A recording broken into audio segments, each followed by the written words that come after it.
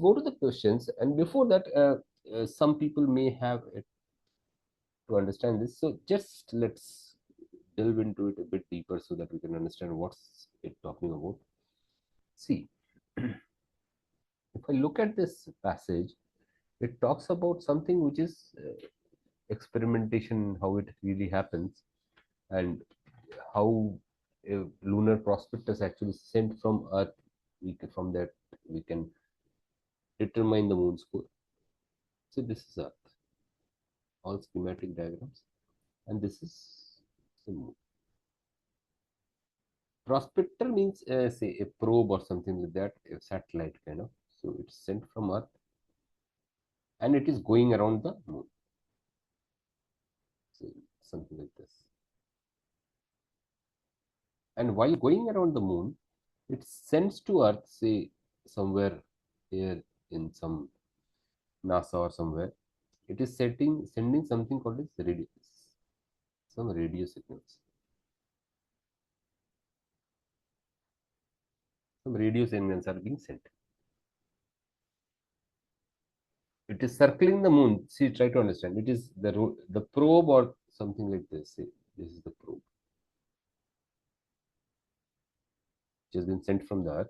It is going around the moon in this direction, and it is continuously sending some radio signals to the base station on Earth. Okay. Now it noted that these radio signals, they varied in wavelength.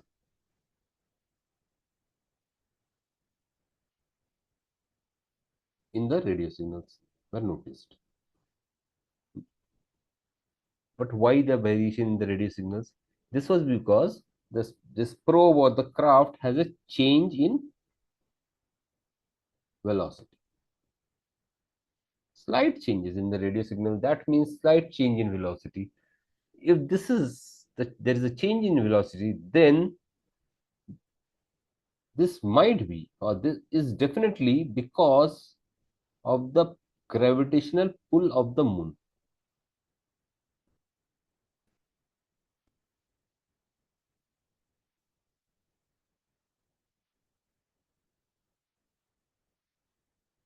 Fine. But why the gravity pull is changing? Because of the inner mass of the moon. If this is the moon's surface, the the inside of the moon has got different things in different places. So this pull is different at different places. So doing this, going the probe going around, they form something called as the gravity map. And analyzing this gravity map, they could understand how the core of the moon is. Is it straight, flattened, jagged, etc., whatever. So this gravity map told us that the size of the core and whatever the composition is like. There was a second experiment, second data. So what was that? The second data was, see, this is the Earth,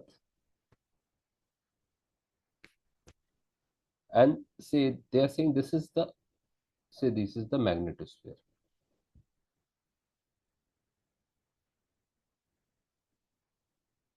Etc. So when the moon it passes through the Earth's magnetosphere, it generates certain electric currents.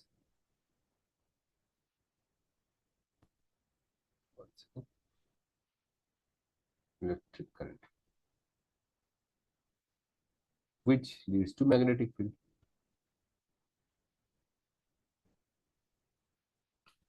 So that's the second set of data.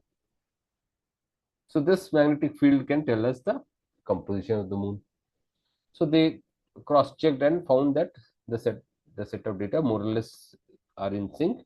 So the second data, they say, was gathered by capturing the echoes of the faint magnetic field generated by electric currents within the lunar core. So electric currents within the lunar core caused by moon's monthly passage through the tail of the Earth's magnetosphere. These magnetic data confirmed the results obtained through experimentation of the gravity map. So this confirmed this experiment, this data, right? So with that understanding, let's hit the questions and see. The question is, the author mentioned gravity map in the second para in order to. Why this gravity map is mentioned in the first place? Option A, illustrate the method used to correct the lunar prospector's velocity. Correct the velocity? We are not to correct the velocity. So obviously no. Nothing like correction of velocity. Option B, confirm the results obtained by examining the moon's magnetic field. We are not confirming anything. Also, magnetic field is not talked about here. Okay, so out. Option C, detail a step in investigation of the composition of a specific orbiting body. Seems to be perfect. Let's see. Specific orbiting body here stands for moon. Investigation of the composition of a specific orbiting body seems to be correct.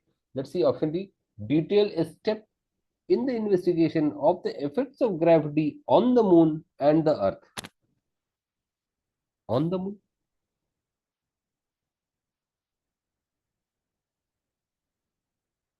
Explain a step in the process of confirming a new hypothesis and regarding an older theory.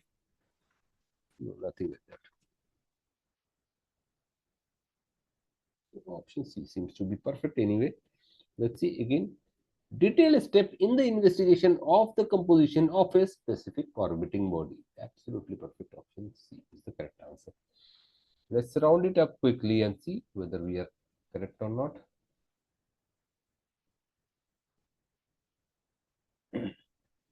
So we go from this place. Before the age of space exploration, the size and the composition of the moon's core were astronomical mysteries. So the specific orbiting body we know is the moon in the first para itself. Then we know the changes resulted from the consistency in the gravitational pull of the moon on the craft and permitted the creation of the gravity map of both near and far side of the moon, highlighting new details of the distribution of the moon's internal mass. Yes, and this much says that this is correct.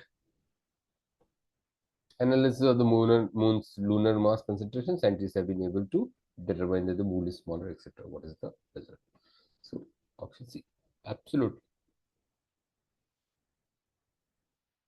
right. Let's mark it then. Option C is the correct answer. The rest of the options are incorrect. Right. Let's go to the next one and see. Now, this question is a bit of a typical one. If the wavelength of the radio signals emitted by a second lunar prospector change only in a slowly oscillating fashion, then which of the following could be most probably inferred? So a bit of a brain work is required here. So now this is talking about second lunar probe. So first one has been probed, a gravity map has been done, but the second one was sent. So we had the first one, which had certain rapid changes in the wavelength.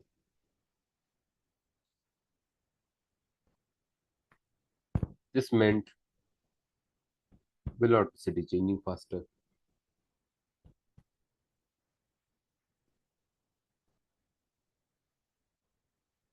Which meant the gravity is inconsistent. The second probe was sent, rapid wavelength change did not happen. So rather we can say slow wavelength change. That means velocity was constant, more or less, or a slow change in velocity. Slow velocity change, which means gravity is more or less constant. More or less constant. This is the second probe. So changed only slowly. That's what happened. So with that in understanding, let's see which can be inferred. Option A, the velocity of the second spacecraft appears to be constant over time. A word like constant means absolutely no change, but it is changing slowly. So this is second appears constant over time. No. Option B, the size and the mass of the moon's core may be more comparable to the size and the mass of the Earth's core than is currently believed. I think we are talking about the pull, not the size. So let's drop it. Option C, the gravitational pull of the moon seems to be more uniform than was measured in the first. Gravitational pull seems to be more uniform. Seems to be absolutely perfect. Let's see the option D.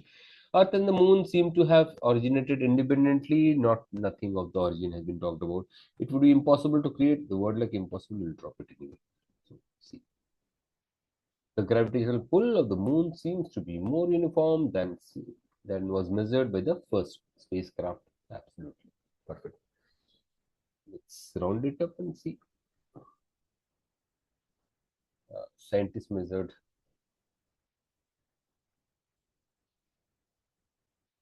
minute, relatively rapid variation in the wavelength in the first time. Just as a shift in the pitch of the siren can we indicate the speed of the direction. This is the typical Doppler effect. So in the craft's velocity, while the craft originated from the moon, so, okay, resulted from inconsistency. We have understood this part. So perfectly indicated of this gravitational pull of the moon seems to be more uniform than was measured by the first.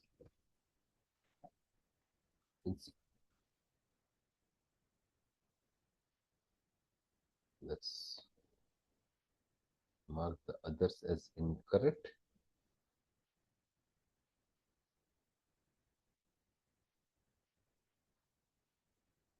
So this is the correct answer. Fine, let's go to the next one. According to the passage, the electric currents within the moon's core. Now it's talking about the second experiment.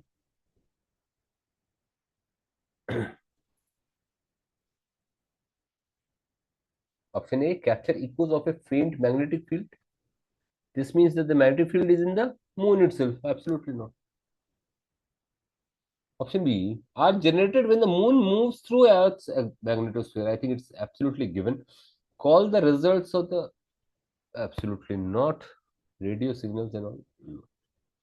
This is not the first experiment. Second one, permit the creation of the gravity map corresponding to a lunar mass concentration. No, this is in the first experiment again. Indicate the speed and the direction of the travel of the moon. Direction not discussed. This is not discussed. So option B is the correct one. Are generated when the moon moves through the Earth's magnetosphere. So let's